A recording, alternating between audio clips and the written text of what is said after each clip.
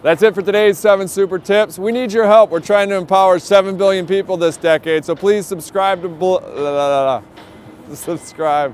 It's cold. My tongue's not working. I'm getting nervous now because now I feel bad for you guys. You're so cold. And winter is coming.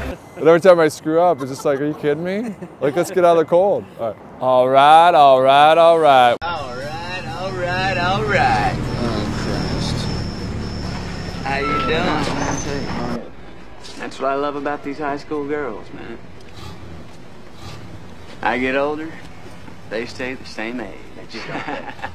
Welcome to today's 7 Super Tip shows. I'm your host, Erik Qualman. A lot of you know me as Equalman. Today's guest is the one and only from Austin, Texas, Matthew McConaughey. That's why I gave you that little tease from his breakout movie, Dazed and Confused. This is a show designed to unlock and unleash your inner superpower. We're taking the top 7 tips from the world's top thought leaders, and today we have Matthew McConaughey. The tip that really resonated with me was the one around pausing and asking yourself, what does success look like? Taking those pauses throughout the day and throughout the year. So I've started to practice that, and I hope that these 7 super tips help unlock and unleash your inner superpower. Define success for yourself. Now check this out. I'm in south of New Orleans a few years ago, and I went to a voodoo shop. And they had this wooden partition against the wall with these columns. And in these columns were all these vials of these magic potions, right? And the headings above each potion defining what they would give you were things like fertility, health, family, legal help, energy, forgiveness, money. Guess which column was empty? Money. Let's admit it. Money is king today. It's what makes the world go round. It is success. The more we have, the more successful we are, right? Now, I would argue that our cultural values have even been financialized. Humility is not in vogue anymore. It's too passive. It's a get rich quick on the internet, richest 15 minutes of fame world that we live in, and we see it every day. But we all want to succeed, right? So the question that we got to ask ourselves is what success is to us, what success is to you. Is it more money? That's fine. I got nothing against money. I don't. Maybe it's a healthy family. Maybe it's a happy marriage. Maybe it's to help others, to be famous, to be spiritually sound, to leave the world a little bit better place than you found it. Continue to ask yourself that question. Now, your answer may change over time, and that's fine. But do yourself this favor. Whatever your answer is, don't choose anything that will jeopardize your soul. Prioritize who you are, who you want to be, and don't spend time with anything that antagonizes your character. Don't drink the Kool-Aid, man. It tastes sweet, but you will get cavities tomorrow. All right? Life is not a popularity contest. Be brave, take the hill, but first answer that question, what's my hill? So, me, how do I define success? For me, myself. Well, for me, it's a measurement of 5 things. We got fatherhood. We got being a good husband. We got my health, mind, body, and spirit. We got career, and we got friendships. These are what's important to me in my life right now. So I try to measure these 5 things each day. I check in with them. I like to see whether or not I'm in the debit section or the credit section with each one. Am I in the red or am I in the black? You follow? For instance, sometimes say my career is rolling. All right, it's way up here in the black, but I see how my relationship with my wife maybe could use a little bit more of my attention. I got to pick up the slack on being a better husband. Get that one out of the red. Or say my spiritual health could use some maintenance. It's down here, but hey, man, my friendships and my social life, they're in high gear, right? I got to recalibrate. Checks and balances. I got to go to church. Remember to say thank you more often. Something. But I got to take the tally because I want to keep all 5 in healthy shape. And I know that if I don't take care of them, if I don't keep up maintenance on them, one of them is going to get weak, man. It's going to dip too deep into the debit section. It's going to go bankrupt. It's going to get sick. Die even. So first, we have to define success for ourselves. And then we have to put in the work to maintain it. Take that daily tally. Tend our garden. Keep the things that are important to us in good shape. I mean, let's admit it. We've all got two wolves in us, a good one and a bad one. And they both want to eat. The best I can tell, we just got to feed that good one a little more than the other one.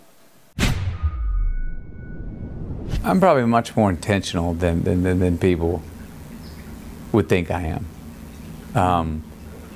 I make choices. I invest in them.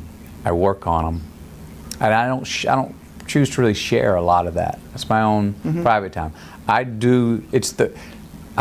try and do the work, whether it's personally, whether it's on a role, whatever, so I can then appear like I'm blowing in the wind. I call it create your own weather so you can blow in the wind. It's about conservative, early, liberal, late. Thing I was talking about. Yeah. You see which sandbox you're playing in. Any glass in here? Nope, no glass. Okay, there's the boundaries. That's the rules. Okay.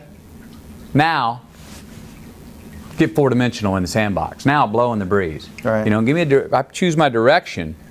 We're going east, we're going north, we're going south, or we're going west. All right, I got it. This character's going east. Well, now, you got 16 lanes to swerve in. Take an exit. All you got to do to get there, we don't know how we're going to get there. We may have a long pit stop at the gas station, we may pull off somewhere, we may stop. But one thing we're not going to do is pull a U-turn and go the other way. Stay in the same direction and swerve all you want. That's the liberal late. That's the blow in the wind. I think you have to find something that you have an innate ability to do. Not everyone gets to do. We don't always get to do what we love. Can we learn to love what we do? That's another question, and I think that's more of a realistic one. Find what you have an innate ability to do, and then get ready to work your butt off at it. And also, if you could enjoy the process, if you're only going for the result, if you're only doing it because you want a certain result, it's going to be probably a long and arduous and unhappy journey. But if you can enjoy the process of it because you just love doing it and you work to get better at whatever that is, you're probably going to have better results. I mean, look, the actual making of a film, the day-to-day going to work, the construction of a film, has always been my favorite thing. I like making a film much more than I like watching them. I do, and even the ones I'm in. I really love the coming together with a whole bunch of people, having an idea on paper, and everyone's an expert at what they do, and you're off on this journey. You got ideas, but then you just let it go and see what it can become. I love the making. That's when I'm happiest, is when I'm making a film or telling a story, the day to day, and more so than watching them, really. I mean, look, I kind of defined that for myself about 4 years ago. Stay in process, head down in process, stay in your bubble, and when it's over, be that fulfillment. Notice when I started noticing that fulfillment of it, I just finished. Well, that's enough. That's it. I don't know if I don't know if it's even coming out. I don't know what it's going to turn in. Man, I hope we got it, and I hope the director put something good together. But I don't know. Nothing I can do about that. All I know is this experience that I say, go have the experience, McConaughey. And if I can love this experience, and at the end of it, I'm like, may never even hear that film again. May never even know that story again. It may be gone. May find out that all the negatives got fried in the X-ray machine. There is no film. But I've got to be, that's okay. I had an experience there. When I got selfish for that experience, when I got that process, enjoying that process, the day-to-day architecture of making a movie and creating a role, that's when I've been the happiest. And more results have come that way in an odd way. Yes. You know? But when I started really approaching them as, this is a finite thing and this is just that experience, other than that, I'm not producing this thing. I'm not the one editing it. I don't know what it's going to be. That's it. And then all of a sudden they come out and you go, oh, I think we got a good one. Happiness is an emotional response to an outcome. If I win, I will be happy. If I don't, I won't. It's an if-then, cause and effect, quid pro quo, standard that we cannot sustain because we immediately raise it every time we attain it. You see, happiness demands a certain outcome. It is result reliant. And I say if happiness is what you're after, then you're going to be let down frequently, and you're going to be unhappy much of your time. Joy, though, joy is a different thing. It's something else. Joy is not a choice. It's not a response to some result. It's a constant. Joy is the feeling that we have from doing what we are fashioned to do, no matter the outcome. Now, personally, as an actor, I started enjoying my work and literally being more happy when I stopped trying to make the daily labor a means to a certain end. For example, I need this film to be a box office success. You know, I need my performance to be acknowledged. I need the respect of my peers. All those are reasonable aspirations, but the truth is, as soon as the work, the daily making of the movie, the doing of the deed became the reward in itself for me, I got more box office, more accolades and respect than I ever had before. See, joy is always in process. It's under construction. It is in constant approach, alive and well in the doing of what we're fashioned to do and enjoying it. So I had a film that I was cast for, and I was playing this on-the-border Mexican drug lord. And I told myself, I said, I'm not going to look at the sides. I'm not even going to read the script. It's an on-the-border Mexican drug lord. I hear the synopsis. If I know my man, then I'll show up and just, obviously, I'll read it right before I go on. And if I know my man, that'll be like, well, that's exactly what he'd say. Foolish. I go to set that morning. All right, all I got to do is have a glance at it, and it'll be like, yep, I know how to do it. Well, I look at it right before we're about to say action, and it was a 1.5-page monologue in Spanish. Oh, and I remember I felt this drip of sweat come up on the back of my head and go down, and I for whatever reason, I looked over and I said, can you give me about 12 minutes? Why I said 12 minutes, I don't know. I figured it was like not long enough to be inconsiderate, but long enough to maybe get a little bit of that stuff. Anyway, I think I was horrible in it. I stammered through some Spanish and tried to look at lines. So then I was like, okay, that's not the way to go. There's a blend here of having to do your due diligence, do your studying, but then being able to go there on the day and relax and throw it all away. I came out when I was 21. I had a good family I grew up in, and I also very early on learned and enjoyed taking time with myself. So I would always take trips by myself. I like to go drive by myself. That was time to think for myself. And to find those things that you go, this is a natural law. No matter what happens to me in the world, I can trust that this is a truth. So when things get foggy, I can go back to this. Were there times where you're going, man, I'm not feeling anything because the frequency so much. So I had to go autopilot and go, man, be a gentleman and don't lie. Okay, just remember those 2 rules for this next hour. Because right now I'm not sure if I'm coming or going or who I'm talking to. So just give a very boring, unopinionated interview, but just hold a line, and you'll come find a time later on where you'll be more opinionated. Yeah. You know, but right now it's just like I'm not. The mind's jumbled, and I'm not sure. So I've had those signposts where I was like, you stay within these. That's the sandbox. But you go, just check in with these. You don't trust me that even if you ever start going, that's not true, that's fine to counter that idea, but know that it is true. Because in your quiet moment of solitude, you've tested that theory out in life. You've practiced it. You've read about it. You've met mentors that know it's true. And it doesn't matter if you're 1-year-old, 2-year-old, or 200 years old. That will always be a truth.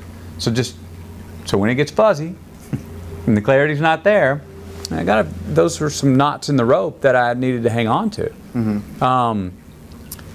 And you know, now, and I think this just comes with age. It's not particular to me. Now, with age and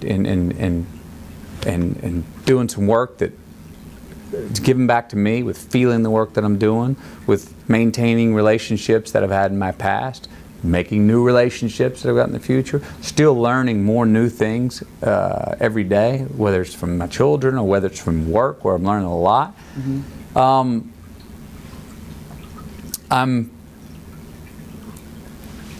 I'm able to disseminate. I'm able to get through it and not feel where the stress comes of where things are as fuzzy.